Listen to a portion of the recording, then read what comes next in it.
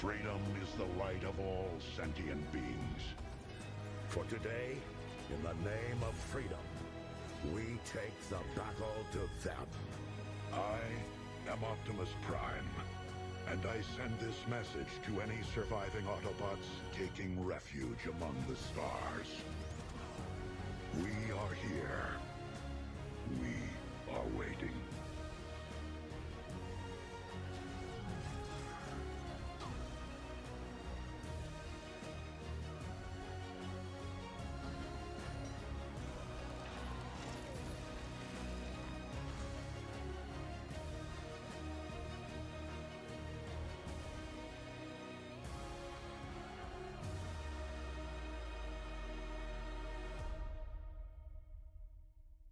Hello everyone, and welcome back to the channel.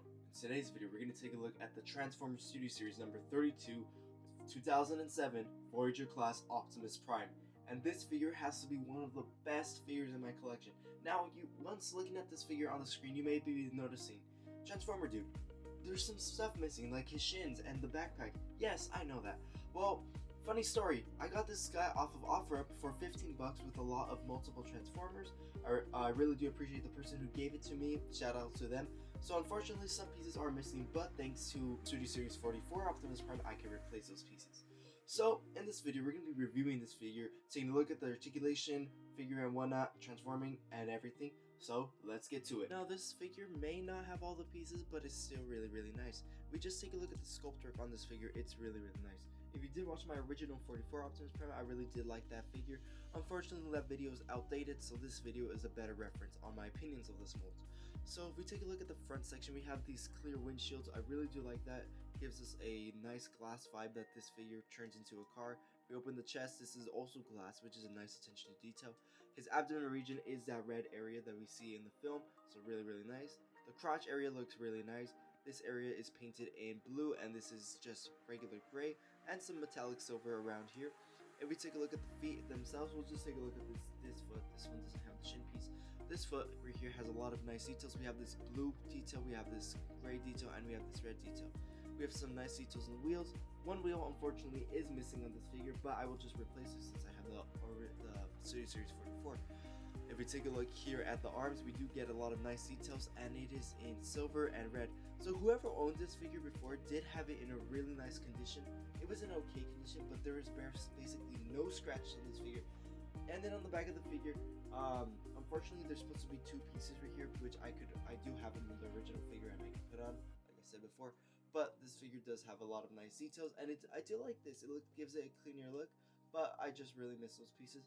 And if we just take a look at the arms right here, we get to see blue flames with red on them, which look really nice. The head sculpt is my personal favorite. If you just take a look at the head sculpt, it looks really nice. We have that nice metallic silver to it. We have the blue eyes and the nice blue paint sculpt. And I do like the smokestacks right here. They are painted in silver as well. They do look really nice. If we just take a look at this figure's articulation, he does have a ball joint at the head. He can look up, down, tilt side to side, and do a full 360 if you wanted to. He has a swivel rotation right here, hinge rotation right here, 360 at the bicep, past 90-degree bend at the elbow, and full wrist rotation. So yeah, this figure is very well articulated. As well, he has these shoulder flaps, which are made to transform with the Studio Series Jetfire, which I'll bring in a moment. He has a swivel joint. He can get up to this far, back to that far, do the splits, and he could even bend the knee past 90 degrees. He does have a ankle pivot right here and a toe rotation. So yeah, this figure does have and he does have rotation at the thigh. So yeah, this figure is very well articulated. Possibly still the best live action Optimus Prime there is up to date, besides the Bumblebee. So now that we got that out of the way, let's check out how this Prime scales with other figures. So here I brought in the Studio Series 44 Optimus Prime, and we can clearly see there are some major differences, including the paint. The paintwork on the Studio Series 44 has more of a metallic gunmetal to it and has the orange and yellowish hue on the arm, whereas this one just has the blue flames. We can see right here on the windshield wipers on the 44 we have that gray covering area, and right here also it's gray, whereas this one was transparent, which I do like the transparency more. They do have different chest pieces to represent how accurate they were in the film. In the film Dark of the Moon, Optimus Prime was more bulkier and had this six-pack, whereas in this one he was just like this until Megatron fired him in his back and then killed him.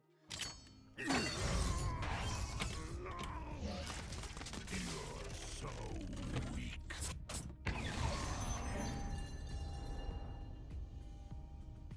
Right here we can see we have a lot of nice details. Unfortunately, my Optimus Prime is starting to fade away and the paint is starting to chipping, so I just have him displayed. I never really transform him. And the main issue with mine is that this piece did break and there's a lot of scratches. I could transform it, but I choose not to. So what I will do is take off these pieces off of this figure and put it on this figure so I could transform it later on in the video. But for now, let's see what else this guy scales with. Here we have Studio Series Bumblebee. It's from the Transformers 2007. Here we have Dino, or Mirage, however you prefer to call him, from Transformers Dark of the Moon. Here we have Sideswipe from Revenge of the Fallen. And Megatron from 2007. I'm finally happy that I got 2007 Optimus Prime and 2007 Megatron. Now I could have them face off together and it'll still look pretty cool. I brought in Sentinel Prime here for another Optimus Prime and Optimus Prime comparison. Here I brought in the G1 Kingdom/War for Cybertron Optimus Prime with this Optimus Prime, and we can see the difference between the Bayverse and the G1 verse. How there are some similarities, but there aren't that many. Just probably the color palette and that's it. But my personal preference, I really love the Bayverse more than G1. Here we have the Studio Series Jetfire, and unfortunately my Jetfire did break. Like, some pieces did break, so I will have to resort to getting a KO to combine it. But otherwise, this figure is still combinable, but it's still a hassle just to transform it. Now, we can see the scale between Optimus Prime and Jetfire. This is completely accurate to the film, as in the film, Jetfire was taller than Optimus Prime when Optimus Prime was to transform with Jetfire. And for one final comparison, here we have the Bumblebee movie, Megatron. Like I said earlier, some pieces on this Optimus Prime are missing, so we're just going to put these pieces on our original 44 onto our 32. Now, unfortunately, I cannot remove the backpack piece, as the backpack piece is on a pin, and I do not want to risk breaking this figure or removing the pin, so I will just leave it like this, and we'll just transform the figure without the backpack piece, and I'll just show you how to transform it with both figures at the same time. So right before we transform this guy into his car form, I did want to mention that the original figure, this is the original figure, but however, the newer figure in the box came with one accessory, being the Ion Blaster that is packaged with the Studio Series 44 Optimus Prime. However, the only difference, this is the 44, the only difference between the 44 and the 32 is the 32 had some gunmetal gray around this edge region. Looks like it's been worn out and blasted a few times, so yeah, the original one had this blaster, but you could just peg this blaster on his hands and just have him just with the blaster if you wanted to. So you just have it like this. Unfortunately, this did pop off, as that's a apparent issue with the Studio Series 44 32 Optimus Prime, that the hand will pop off occasionally, but otherwise still looks pretty well done. Unfortunately, I do not have the box of this figure, but I will pull up images right now. On the front side of the box, we get a nice CG render of Optimus Prime wielding his blaster, Studio Series 32, Transformers. From the side of the box, we get a nice CG render of Optimus Prime's face. Right there, we see the number 32 and Voyager class. If we take a look at the back side of the box, we get some really nice product shots of Optimus Prime in both truck mode and robot form. His iconic movie scene is the same one with Bone Crusher, where he attacks Bone Crusher and he gets separated from the Autobots in the film. On the black side of the box, he does have the full render of him standing up, which looks really cool. And on the top of the box, we get the title Transformers. So yeah, that was the box. Unfortunately, I don't have it on hand, but we do have images on the internet. So without further ado, let's transform this bad boy up.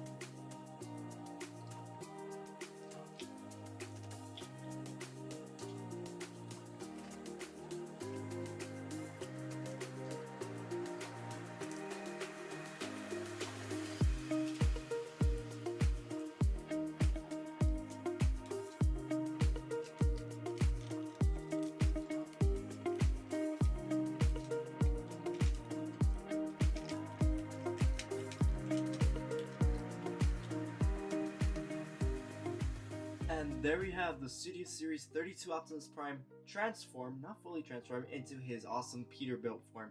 And honestly, the Peterbilt truck is possibly one of my favorite semi-trucks I've ever seen. I really do like how this looks like. If you have this red and blue, just screams Optimus Prime. Unfortunately, for the one I got off of OfferUp, the smokes, I'm sorry, not the smoke stacks, the gas things right here and the wall is unfortunately missing, but still transforms really nice. I do like the color of silver that is used right here. Unfortunately, right here it looks kind of exposed. Right here, the light fixed. Right here, we can see that we have some really nice silver, some really nice details right here, as well as the windows are in transparent plastic, which makes it feel like this car is alive or it's an actual car. But here we can see that the feet, when transformed, they do form this little circle here, meant for the Studio Series 44 trailer or the G1 Optimus Prime trailer. Right here we can see some more details around this region. A lot of sculpt work. It looks really nice. If you wanted to combine this with Jetfire, you could attach all the pieces here, as this figures are initially supposed to transform with Jetfire, as I think that's why a lot of people purchase this figure. They purchased two of these, one for their 2007 and one to combine with Jetfire. So yeah, it's a really nice figure. It rolls really nice. So let's see how this figure compares with others. So here I brought in the Studio Series 44 Optimus Prime. Clearly there is a big difference, as this is a Voyager and this is a leader. They are the same sculpt. The only thing that made this a leader class was a trailer, which was a very nice touch. I'm really happy Hasbro did this back in the day, and they dumped in a lot of accessories. And I do like the paintwork on this one more than this one, because I do like the yellow hue that it has. Unfortunately, they didn't put it on this one, but I don't mind that much. The trailer here is attachable for this one. I'll show you momentarily, but we can just see the difference between the two Optimus Primes here. They do look very similar to each other. However, there is some differences, such as the windows, the paintwork, and the year they were released. You might notice that this Optimus Prime does slant, and unfortunately, the universal issue that mine came with, my copy came with this issue that this would not connect, and unfortunately the tabs did chip off.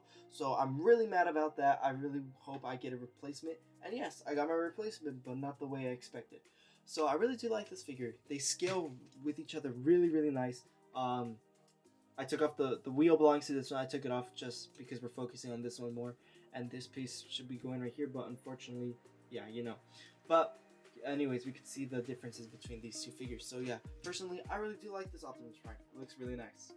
Touching the Dark of the Moon trailer, this figure looks really nice. We can see that the trailer does look really nice. It suits this figure, and it looks really cool. For a size comparison, here I brought in the Studio Series Bumblebee, the Studio Series 49 2007 Bumblebee to be exact. And the reason I brought it in because they're both from the same film, 2007, and they look really great. I do like how Optimus Prime and Bumblebee look. It's so iconic. Unfortunately, mine is slowly breaking. There's a stress mark right there, so I'm not gonna be transforming it that much anymore, or at all. I'm just gonna transform one more time in robot form, and that is it. But otherwise, I do like these figures. They look really cool with one another. So, some final thoughts for the Transformers Studio Series 32 Voyager class Optimus Prime. A perfect example of a peak Transformer figure. This Transformer figure has always been the best figure ever. The mold, I really do love the mold. The paintwork is amazing. I can't believe that I have this rare figure in hand now. Unfortunately, some pieces are missing. And I do have to put other pieces on this figure to make it look more accurate. But unfortunately, some pieces won't go on the figure, but it's alright, I don't mind, as long as I do have another Optimus Prime in the collection as a backup. So, as far as the rating goes, I give this figure a solid 10 out of 10. If it had all the parts, it would be a 11 out of 10, but this figure is so good. I really love it.